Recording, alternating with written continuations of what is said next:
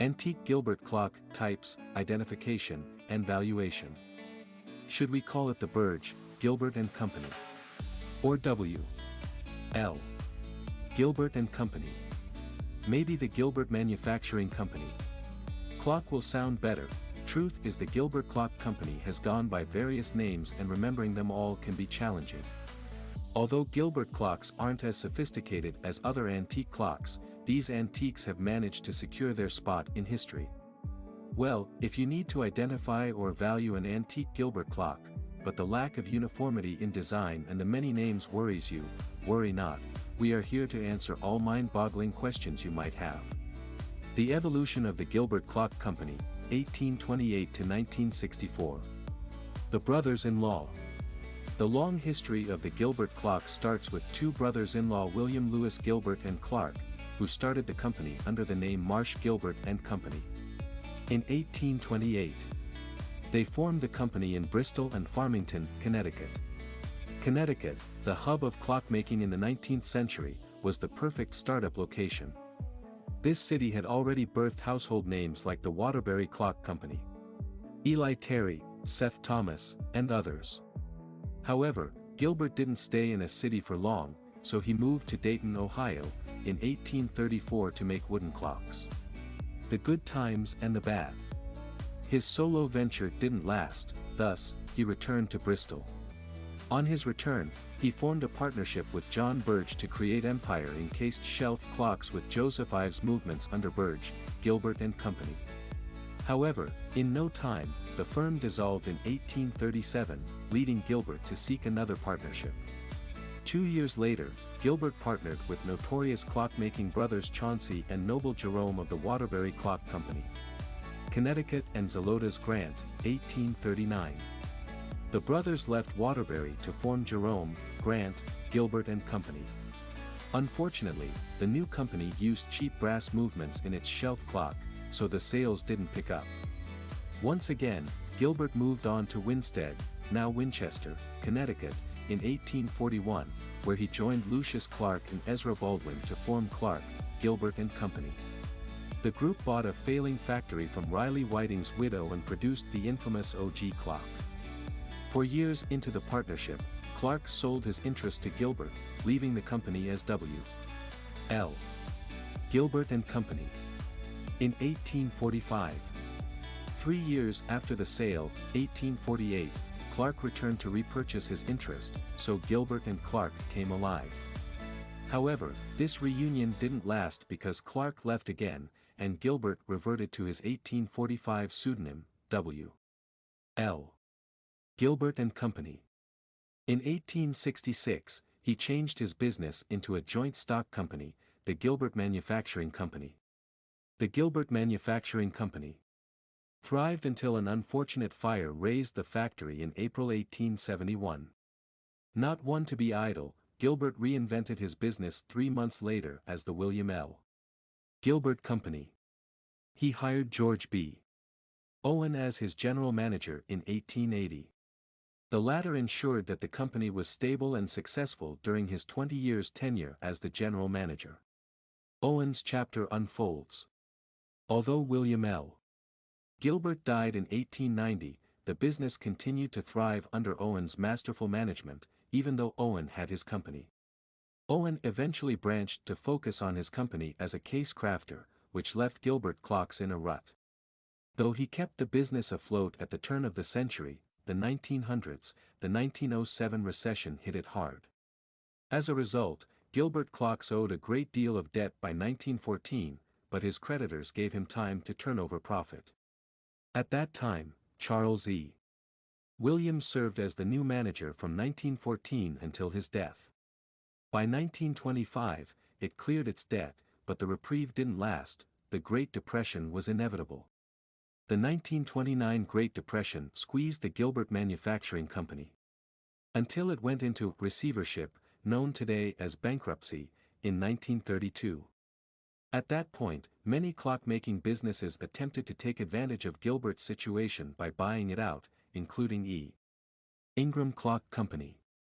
Ingram tried to use the Western Clock Company, LaSalle, Illinois, to purchase, but it failed. It took Gilbert clocks 2 years to recover the business, birthing William L. Gilbert Clock Corp. In 1935. The trials of war. Unfortunately, the Second World War, which lasted from 1939 to 1945, made it difficult for all businesses to stay afloat. The USA forced most clockmaking businesses to make wartime items but allowed a few to continue with their regular venture. William Gilbert Corp. was part of the few, so they made alarm clocks for the war. William L. Gilbert Corp. produced adding machines in 1953 to boost the profit margin, but that didn't work. So, in 1957, the General Computing Machine Company took over, and the company changed its name to General Gilbert Corp. The new company dissolved the clockmaking arm in 1964 for not turning any profit since its merger. Gilbert's clock-making chapter ends. In 1964, the curtains closed on Gilbert as a clockmaker after 130 years in the clockmaking business. The company sold its interests to Spartus Corp. Chicago, Illinois for $500,000. Although Gilbert made low-end clocks, they still retain the antique community today. Collectors wouldn't forget the impact of the black mantle clock and OG model so soon. Some of the papier-mâché designs have skillful embellishments that elevate their otherwise understated style, and that's the catch. Here's a list of the different types of Gilbert clocks. Types of Gilbert clocks from 1828, 1964. Black mantle, C. The black mantle clock was the most popular Gilbert design from the alarm clock. The rectangle framed dial with ornate brass pillars featured on almost every house's mantle. There were a few variations to the model for flair, like the bell top. Banjo, C. The banjo clock gets its name from the musical instrument it's shaped after. It has a big circular dial attached to a long stem standing on a base. Each base has a unique picturesque design like a country farm or floral embroidery. At the turn of the 19th century, before W. L. Gilbert started making clocks, this design was already making waves. Ornate metal. The ornate metal model comes in various designs. It can be a steeple mantle clock or an archtop wall clock. Each one has a unique design on the frame, and most of them used adamantine. Schoolhouse clock, C. This model had had the educational institutions in a chokehold since 1875. So Gilbert made the oak-framed schoolhouse clock for school walls. It had a pendulum that swung on the hour, indicating the end of a class. Office drop calendar. The office drop calendar has intricate handcrafting details like a functional yet decorative piece. The dial featured Roman numerals for time and English numbers for dates. It had 3 hands, 2 as the hour and minute indicators and a small red one to signal changing days. Alarm clock, C. Although Gilbert's alarm clock gained popularity during the Second World War, it was a U.S. fixture since the early 1900s. The first model, the Winlight, looked like a pocket watch with little bells on top. You set the desired time that triggers the alarm when it strikes. The World War II model wasn't as sturdy and detailed as the Winlight. It came in a papier-mâché casing, unlike the Winlight, which used metal frames. Victorian color clock. Gilbert clocks were famous for their dark themes, so the color clock adjusted to the Victorian trend. This model features diverse designs, but a recurring theme is pillars. Does it sound familiar yet? The Victorian color clock had side columns as part of its frame. How to identify an antique Gilbert clock. Now that you're familiar with the types of Gilbert clocks, let's proceed to show you how to further identify a true antique Gilbert clock. Examine the labels. Labels are a reliable source of identification because they contain detailed information about each product. The primary info you can get from a label is the clockmaker's name, which is easier with Gilbert clocks because of the constant change through the years. If you remember the history of the Gilbert clocks we just discussed, you can quickly tell when your antique Gilbert clock came about. Here's a table to refresh your memory. You can also check the eClock price guide for a visual representation. Year name 1828 to 1834 Marsh Gilbert and Company.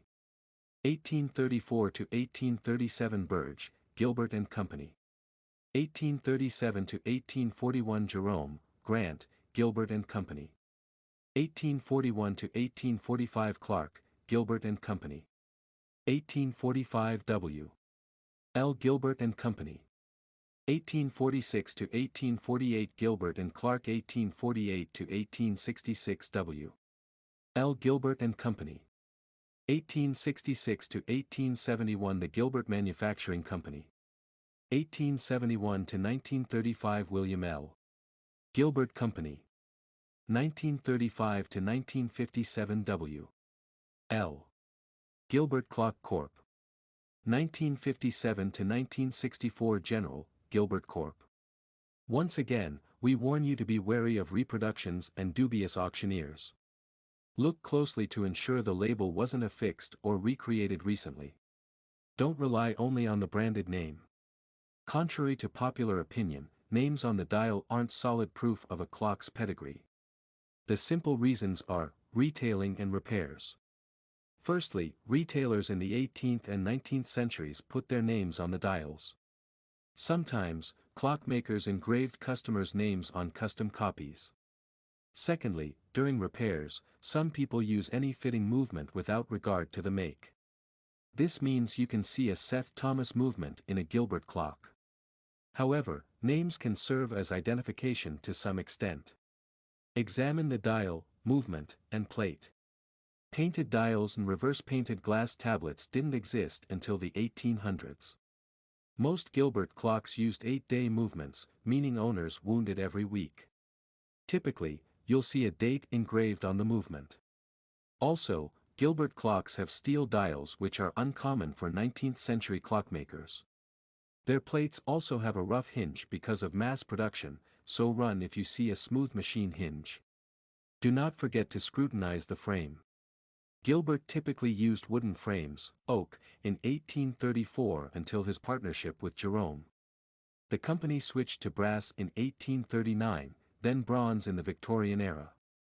The most popular Gilbert clocks have papier-mâché casings, and the black mantle model has an adamantine frame. Is the clock making the right sound? Gilbert clocks have a gong strike on the hour and light chime on the half hour. They also have musical sounds that mimic the trending music of each model's production time. So, when you listen to the chime, pay attention and brush up on your history lesson. Some famous melodious chimes are: Normandy, it sounds like the ding-dong of a doorbell. Westminster, 4 consecutive chimes. The rolling bell sound, the sound of a bell flipping. You'll hear this mechanically from a belltop alarm clock. Presence of a winding keyhole. Even other antique clocks borrow Gilbert's infamous brass key wound. You use it to reset the clock weekly because of the 8-day movement. However, failure to rewound your clock religiously can lead to damage, so get winding. Look at the back of your Gilbert clock for the tiny keyhole. If a seller tells you it's unnecessary, don't believe them. Valuation of an antique Gilbert clock. There are general factors that appreciate or depreciate the value of an antique clock. These are material, historical significance, rarity, model, and age. Material. You've learned that Gilbert only handcrafted its clocks at the beginning of its venture. Toward the end of the 19th century, the company switched to mass production with cheap materials. The Gilbert clocks were affordable then, and they remain so today. The highest valued Gilbert clocks are early antique models made of oak, and custom Victorian-era color clocks, $200 to $450. The papier-mâché and adamantine clocks aren't as relatively cheap at about $50 to $150. Historical significance. Except for the sentimental value attached to Gilbert clocks, there's not much historical significance. Collectors appreciate them because they were part of the early clockmakers in the USA, not because they have superior designs or modeling. In this regard, a plain Gilbert clock becomes highly valuable if it had a famous owner in its history. Other than that, this brand is as basic as they come. Rarity. Again, Gilbert clocks were cheap, mass-produced items, so they're very available today. An antique clock's value appreciates when it's exclusive, and Gilberts don't have that. But, of course, there are always exceptions to the rule, so, if a model is scarce, the price increases. The only Gilbert models that may fit into this category include the oak-framed clocks because they had a limited 6-year production period, 1828 to 1834. The other is the Victorian color clock/brass frames because of their somewhat better quality materials. However, bear in mind that it was the cheap version even though Gilbert used brass. Model. Some clock models are more desired than others. It could be their designs or significance, but they carry more value than the regular ones. In the case of Gilbert clocks, alarm clocks and papier-mâché framed models are cheaper than brass imitations. Age. Antique Gilbert clocks have a higher value than vintage Gilbert clocks. The clocks under Marsh Gilbert and Company. Birge, Gilbert and Company. Jerome, Grant, Gilbert and Company. Gilbert and Clark, W. L. Gilbert and Company. Are antique because they're over 100 years old. On the other hand, clocks made under William L. Gilbert Clock Corp. General, Gilbert Corp. And some of William L. Gilbert Clock Company. From 1922, 1925, are vintage because they're not 100 years yet. Although they're above 50 years. Following the general rule, Gilbert clocks take value priority based on the company's evolution. Marsh Gilbert and Company. Branded timepieces are the highest valued while General, Gilbert Corp. are the least. Gilbert clocks are very affordable compared to other antique clocks. Expert collectors consider Gilbert clocks low-tiered items on the antique clock scale of preference because the clocks were mass-produced with cheap material. Yet, however understated they may be, there's a certain aura around Gilbert clocks that makes them desirable. Concluding thoughts. There's something we call marriage in the antique community. It's when you fit two different parts of a clock, from the same maker, years apart. So, you may see a vintage movement in an antique casing. Please don't rely on a single form of identification, use at least 3 forms before committing to anything. Read sellers' reviews if you're buying online to avoid duping. Gilbert clocks are not typically expensive, so don't break your bank to own one. You're 100% ready to appraise your antique Gilbert clock without confusion. Please share your experience with us in the comment box.